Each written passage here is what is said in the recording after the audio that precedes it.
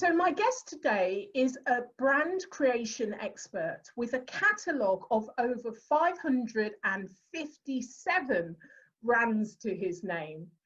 After a fast-track career, he became the youngest MD of a UK top 200 integrated advertising agency. He's spent 7 years undertaking a rank and file analysis of how to make your marketing really work in a digital knowledge economy. In today's podcast, we will be finding out what we should be doing right now. Welcome to Scale Your Sales podcast, Barnaby Wynter. Thank you very much, Janice. Real pleasure to be with you today. Well, you know, I've known Barnaby for, I don't know, about 5 years, and we always end up giggling. We do. So we do. Who knows what will happen? That is the fact. That is the fact. Barnaby, we're living through challenging times. Off camera, we were talking about this. You know, for businesses, what do you think is the most fundamental thing they should be starting with right now? Well, I think in the end, what will hold you together is providing value to the people who buy from you. So the critical thing is you've really, really got to nail where the value lies in what it is you're doing for people. And then you've got to really translate that into everything you do. So that it's absolutely clear every time people interact with you that your value comes through everything you do. And I often find businesses are not really brilliant at communicating what the value is of what they do. So the value can be from what you give, what you deliver, or it can be actually what the customers are receiving and the impact it's making on them and their customers. So which aspect is value from? Is it from the customer's point of view or from the business's point of view? Well, I think what's been really clear, and this is really reflected on the whole of my career, 35 years ago, I think the brand owners ruled the roost. And actually, they told you what value you were going to get from them. Today, in the knowledge economy, in the digital economy, we have so much more choice that actually you have to convey your value in terms of what the buyer is going to get from you at all times. What you give is kind of irrelevant, in the sense that it's all about what the buyer gets. We only buy from a self point of view. We do not buy from your point of view. So it's critical that you're walking in the shoes of your buyers all of the time now. So tell me more about the brand bucket and how that kind of helps you to really nail your value. So the brand bucket was created for Saab in 1985. It's been used actually on over 4,700 brands worldwide. I've only used it on the 570 odd that we talked about earlier. And it was a model that was created as a result of an 18-month piece of research and originated by a gentleman called Stuart Ball, who was asked by Saab to define how people bought motor cars. And he ended up with a 6-step engagement model, which really starts with creating awareness in the market, so that actually, and the way you do that is you get people to have heard of you, so you create brand properties and famous names and all that sort of thing. But then what you build around that is an image dimension. So a second step is an image dimension. But what you have to do is you have to match the image of your buyers, not to the image of your own image, which again was characteristic way back in the mid-80s. So you manifest, and what that means is people have heard of you and then they say, I like you. But the critical thing we found when we were doing research is that changed again. And not only do we buy from people we like, but we buy from people like us. So we have to be really in the style of our buyers, not in our own personal style. And that's, again, very difficult, particularly if you use designers or web guys or whatever. They often design to what they think might look cool. But actually what you've got to do is design to what the buyers are looking for. And then once they do that, they're kind of, okay, I've heard of you, I like you. Then what you need to do is the third step is tell people what you do. But again, when people are asked what do, they often kind of list out all the features of their business. Well, of course, nobody's buying features anymore because we're just using those to compare with each other. So what you have to do is convert those into benefits. So you've got to tell your benefit story at that point. That then kind of gets everybody going, I've heard of you, I like you, and I know how you're going to benefit me. And then you kind of say, well, do you want to buy something? And I say, well, actually, do you know what? I know you're not the only one. So I'll tell you what, I'm going to go and see what else is in the market. So what you have to do is the fourth step then is you have to give them a test drive. You have to say, well, look, why don't you come and have a go? Why don't you find out and immerse people in your value? Now, of course, you can't do that forever. So eventually you say, look, I'm sorry, the test drive has come to an end and I have to remove this. And they go, no, you can't do that. I've integrated you into my life. And you go, well, I'm really sorry. We can't afford to keep giving you this for nothing.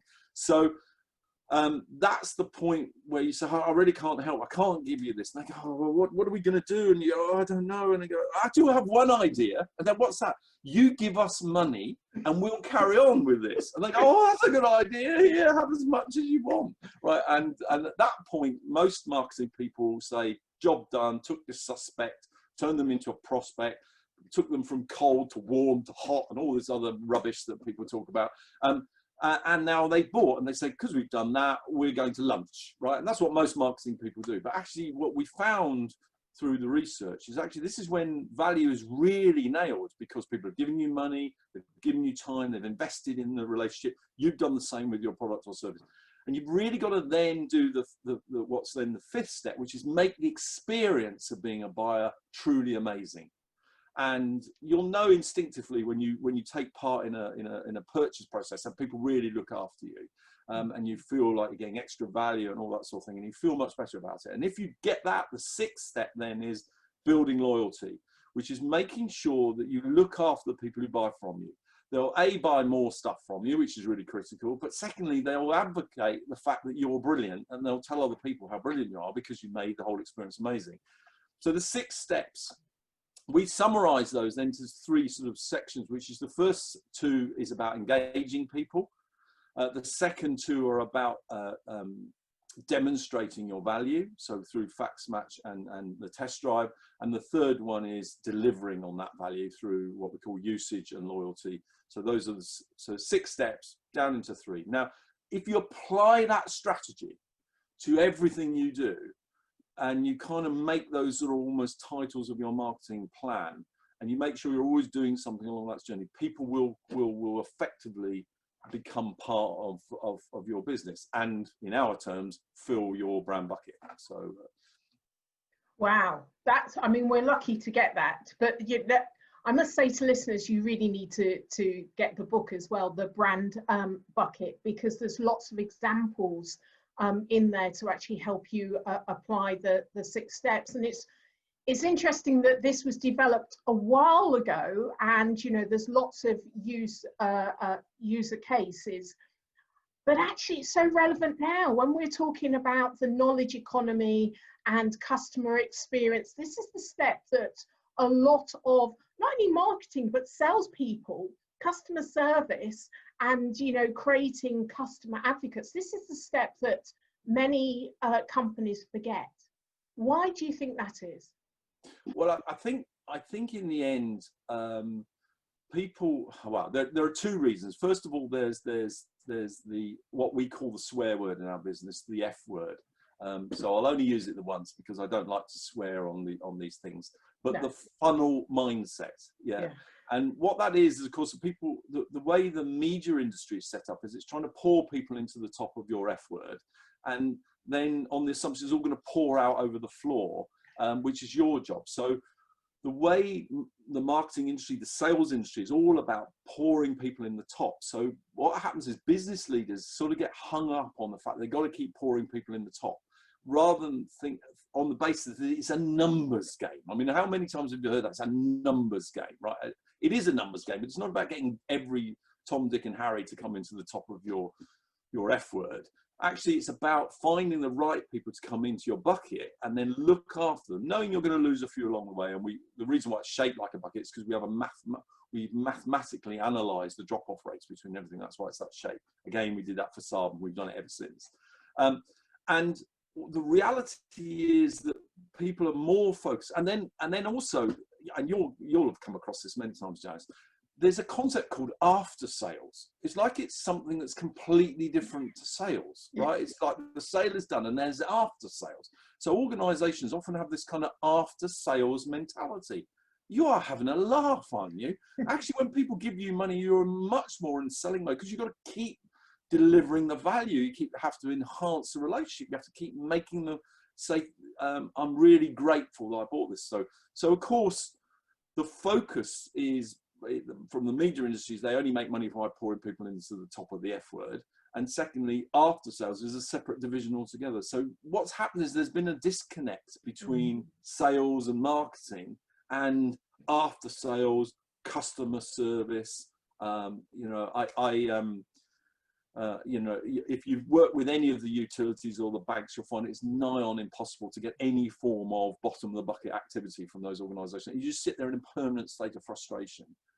I have spent 4.5 hours listening to the most awful online on-call music and voices, trying to get through to my bank. I just simply haven't been able to get through to them after 4.5 hours on the telephone, and you lose the will to live. And that's bottom of the bucket stuff. Now, if they picked up the phone and said, just how can we help you, and can we lend you more money, and can we do your insurance and do it all in one place, they probably have all my business. Now they're probably going to lose the whole lot because I'm going to change banks. And it's a major bank. Wow, you know, are you mad? It's all that expensive getting you there in the first place, and then you're just not looking after me. So I think that's the reason why. Focus on the top of the bucket too much, inspired by social media and exhibitions and advertising agencies and marketing consultants and all this sort of things, all top of the bucket stuff. And nobody really worries about the bottom. And people just leak out, of course, and just go somewhere else. I think, you know, it's interesting. We've kind of been living with COVID for the last 6 months, and you can allow companies a couple of months to adapt all of their systems. But we're still finding now that they're giving incredibly bad service. And I think there's no excuse anymore, really. They're actually saving a lot on their costs, and they could have diverted it in. What would you say to companies that are kind of still struggling to get it? This is really the way that we need to go forward, and servicing their customers in the way their customers want to be serviced is really important. Yeah, I mean, I think you're absolutely right about that. I think the big corporates need to wake up and smell the coffee and realise the power base has shifted away from them and into the buyers. And buyers are now actively scanning the marketplace for alternatives to them, and over time they would. And I find it very, very frustrating that I can't get through to these big organisations because of COVID, because they put everybody on furlough, and therefore they've cut the number of people in the call centres, which I am paying for with my taxes. So I'm paying for them to put their teams on furlough, so that I can't now get any service from them. So I think they really need to think, actually, we should really focus now on how do we deliver experiences that are second to none, that are state of the art, that actually we have, and they have to sit down and say, we have a rule that nobody waits online for longer than 5 minutes. And if we, you know, and we just need to bring people in to answer the phones. And actually, in times of trouble, people have more need, not less need. You know, it's just, it's so, and you're right, they are, I think everybody's short term.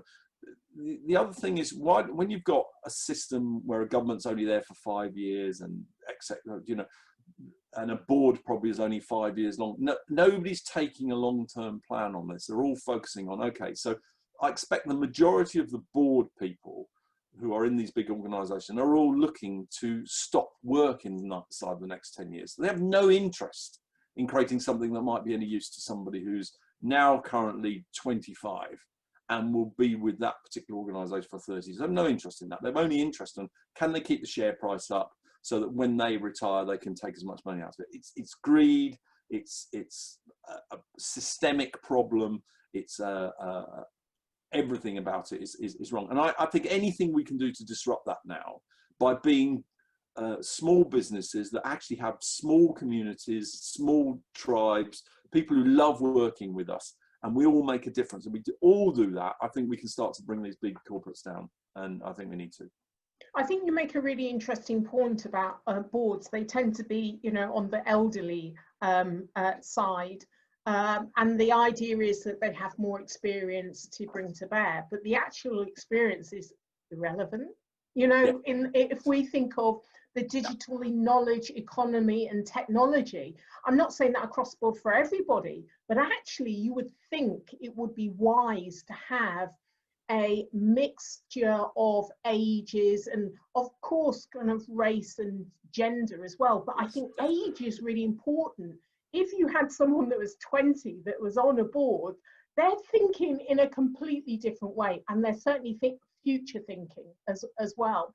And you could, having that lack of experience, the ability to open up completely the possibilities of what is available to you is priceless. And I think you're absolutely right. It's not only a transformation, it's an evolution of the way we do things going forward, and this is a real opportunity to start to do that. I agree, I absolutely agree with you, Janice. And I think, you know, it'd be wonderful if boards had representations from the people who buy from them, that they have an age range, as you're right, that it's the diversity, there's women, there's everybody's on there to say, look, actually the society we want to create businesses for looks and feels like this board, so therefore we're much more likely. And also inevitably, if you've created any kind of wealth, that you can't help but want to protect that. And so what's happening is a lot of boards are in protection mode rather than in accelerating the quality of life for people. They're not interested in that. And so they're just interested in protecting the wealth or the model or whatever it is that was created possibly, you know, 30 years ago and isn't completely out of date. It's very, very frustrating for many of us. But, or I should say, and a very exciting place for us who just think, actually, I'm going to disrupt that. I'm going to do something different, because you can't go wrong. You know, you can be very, very disruptive. You're always going to be too small for them to worry about. They're not going to be looking for you. And if you look at the rate of change, it's getting faster and faster. And if you look at the brands that have emerged from nowhere, whether it's the Just Eats or the Amazons or the Googles or the Airbnbs or the Ubers, or these brands have emerged from nowhere in the last 5 years. They've all got one thing that's consistent about them, and it's not that they're online, which is what everybody says. It's they don't make the product or the service. They have just created businesses that are about the experience of getting those products and services. Now, when you think about that, I was driving up the M1 the other day to take my daughter to University of Nottingham. There are huge warehouses now with hundreds of lorries parked outside alongside the M1. Huge, beautiful, actually really nice blue one with Amazon on and H&M on it and stuff like that. And you just think, actually, the world is changing. It's going to be about accessing stuff. I'm buying the access now, not the stuff itself. The stuff is, I kind of know that I can find that out for myself by going online for a few minutes. And 88% of all buying decisions, according to e-commerce foundation and Mary Meeker of Kleiner Perkins, and internet, 88% of all buying decisions start online. So as a business now, if you're going to have a sales process, it's got to start online. And you've got to nurture people into your bucket all of the time, because they're looking for you right now. For all of us, everything we need to satisfy a business plan, and probably people online right now looking for us. So we've got to get found, and when they find us, we've just got to look. We've got to wrap big, cuddly arms around them and just say, come with us. It's going to be amazing from beginning to end. And that's what the bucket is just brilliant for doing that. And you're right, it's much more powerful today than it was even when it was created originally. Yeah, yeah. So what one tried and tested strategy would you offer listeners to scale their sales? So I think there are a number of things that you need to nail your value proposition. You've got to do that, and you've got to be able to convey what your value is very quickly and very. You also need to identify the mindset of your prospect base. So we call this psychographic profiling. So not their demographic, not who they are, what they earn, where they live, all that. So that's all nonsense. Actually, what's their mindset? And then what you need to do is you need to go where those people go. And once you've got the mindset, it's actually very easy to do, because you know they're not going to be in that place. They're going to be in this place. And when you're in that place, what you've got to do is make sense of a confusing world for them. Because what's happened with the knowledge economy in the last 10 years is it's become packed with amazingly clever stuff, to the point where you can go online and become a professor in buying toilet rolls very quickly, right? But you're so confused, you don't know which toilet roll to buy. You don't know whether it's triple ply or double ply, or it's extra strong, or it's got a pattern, or it's got some sort of cuddly toy or whatever. You just don't know, or a dog or whatever. You have to be an expert to buy toilet roll now, right? So by the time you go into the marketplace, you're actually more confused by good stuff than you are helped by good stuff, which was probably true when the internet really started to take hold in the early 2000s. So where we are today in 2020 is people are just overwhelmed by great stuff. So what the opportunity to scale your sales now is to help people make sense. And the way to do that is to listen to them and say, why are you even engaging with us? Well, because I've got this challenge. Fantastic. Okay, have you thought about this? Have you thought about that? When you do that, do you realize this could happen? And people go, actually, that's making a lot of sense to me. Yeah, I hadn't thought of that. And you're insightful. So what you're doing to scale your sales is you're owning that journey at the top of the bucket. And the really clever trick is to make sense in such a way that you're the only solution. And if you can do that, then what's going to happen is they're going to go, actually, do you know what? Every time I interact with you, you make sense. And now I'm asking you, can we pay you to help us on a permanent basis? And you go, yes, of course you can. And so the way to scale your sales is to now take your expertise as a business leader. Why, how you benefit people, and just keep feeding that out into the places where your ideal prospect goes. And you'll be amazed. People just go, oh, thank goodness, somebody here is helping me understand, A, what I need. They've identified things I hadn't thought of, and they're the place to go to. And you become a go-to brand. And that's certainly what I'm talking to businesses right now about, is how to become a go-to brand, make sense of this amazing array of information that's relevant to the individual. Well, that makes sense. I'm surprised, actually. So, Barnaby, if you're on a desert island on your own, what would you take with you? What would I take with me? A desert island on my own. What would I take with me? That's a really tough question. I probably would take. What would I take with me? I would take.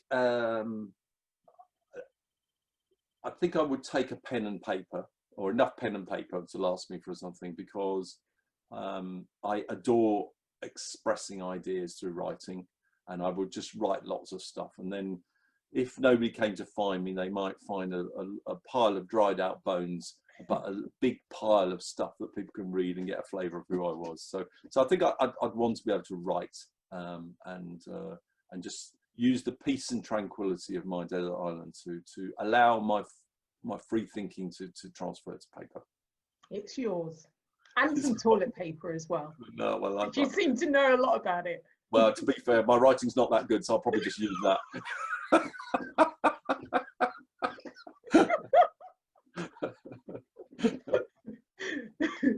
You lie.